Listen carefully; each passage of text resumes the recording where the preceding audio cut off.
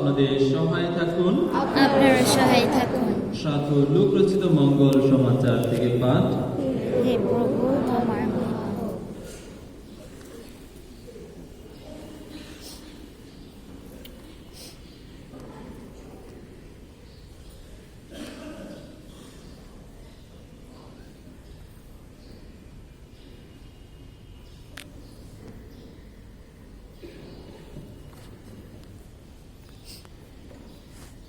দেবদূতেরা স্বর্গে ফিরে যাওয়ার পর রাখালেরা পরস্পরকে বলতে লাগলো, চলো এখন আমরা বেথলেহেমে যাই, সেখানে যা ঘটেছে বলে প্রভু আমাদের জানিয়েছেন তা একবার দেখে আসি।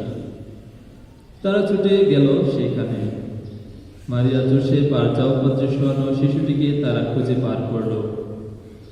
তারা যখন শিশুটিকে দেখল, তখন এই শিশুর সম্বন্ধে তাদের যা বলা হয়েছে তারা তা জানিয়ে দিল। রাখালদের কথা যারা শুনল তারা সকলেই অবাক হয়ে গেল। এদিকে মারিয়া এই সমস্ত কথা অন্তরে গেঁথে রেখে তা নিয়ে চিন্তা করতে লাগলেন। রাখালেরা যা কিছু শুনল দেখল, তার জন্য ঈশ্বরের বন্দনা করতে করতে তার জয়গান গাইতে গাইতে তখন ফিরে গেল।